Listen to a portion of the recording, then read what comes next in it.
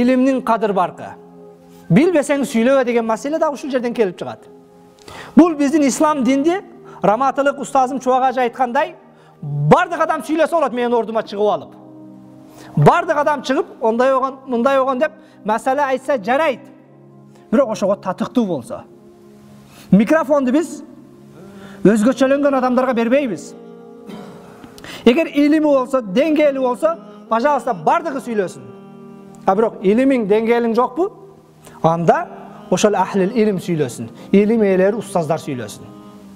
Тилекке каршы бүгүн биздеги проблема, бир суроо болсо, башка болсо, мындай болсо керек.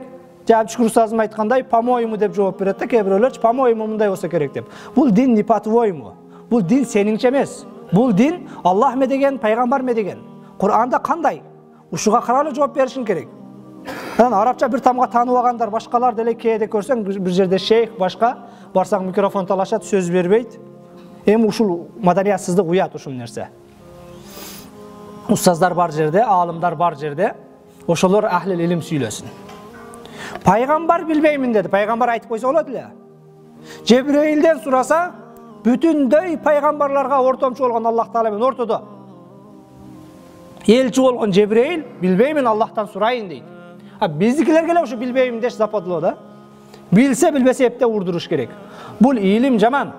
Анткени сен бул илимден бир жооп бергенде, шарият суроосуна жооп бергенде, Аллах жана пайгамбардын ордуна кол коёсуң. Аллах жана пайгамбардын ордуна кол коёсуң. Кээде бир ишканада директордун ордуна, башка бир неменин ордуна кол кое албайсың, директор жок, мүдүр жок деп. А бирок Кудай жана пайгамбардын атынан ойлонбой, любой кое берет, апке бияка деп туруп печатты баса берет. По-моему, мындай болсо керек деп. Бул илимсиздик, билбей сүйлөгөндүк. Кудай сактасын, бул тозокко тага турган нерсе.